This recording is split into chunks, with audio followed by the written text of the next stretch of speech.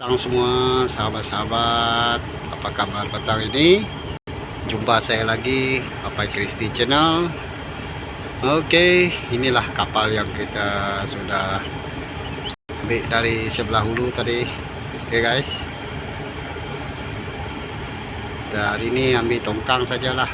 Kapal belum ada lagi, mungkin dari sebelah hilir ada kapal, itu pun belum tahu lagi. Kita mau tengok dulu apa jenis kapal. Air sebelah hilir tinggi guys, lebih 10 meter air ini.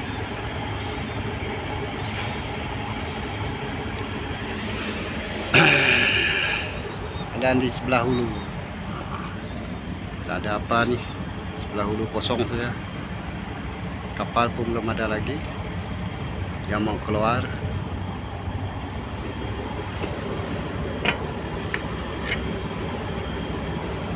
Ada satu buah sana, mungkin dia keluar ke tidak, tak tahulah. Itu dia sudah standby sana.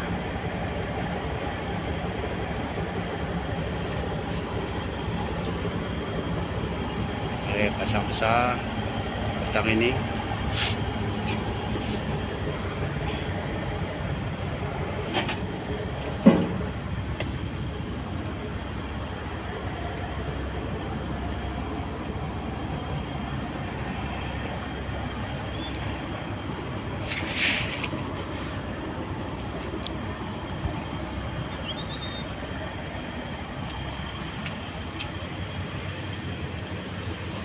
Guys, beginilah keadaan di sebelah hulu. Sebentar lagi mungkin malam lah ada buang air. Malam nanti dalam pukul 8 ataupun pukul 9 macam itulah, sampai jam 12 guys. Mari kita besar perahu. Itu perahu kita selamat, tak ada apa-apa dia.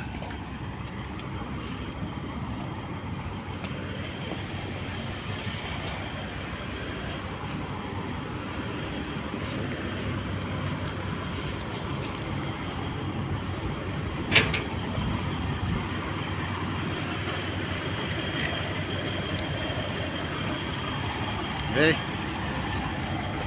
ini tabot kita di sini, standby dekat sini. Dia kalau ada tongkang, dia orang bergerak lah ambil tongkang.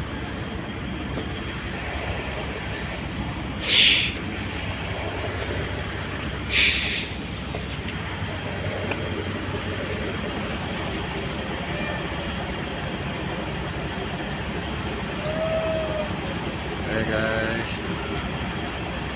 inilah keadaan tongkang kita di C Block dalam perbendungan Kucing Baras. Dia punya tabot depan sana. Itu dia punya tabot.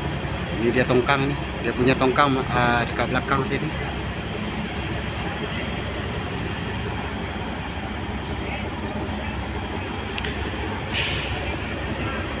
Malam ini kita ada buang air sampai pukul 12 ke macam itulah.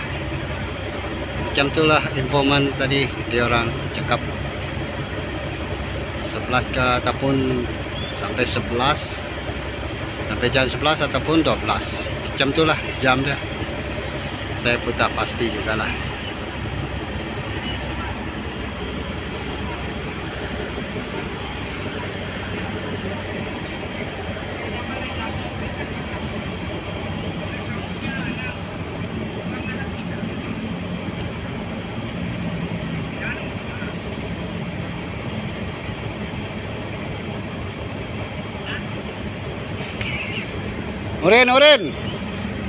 Oren.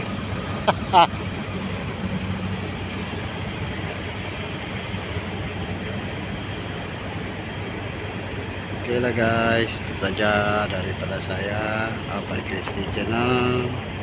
Jangan lupa like, comment, subscribe dan share. Oke, jumpa video saya yang seterusnya. Oke, bye bye.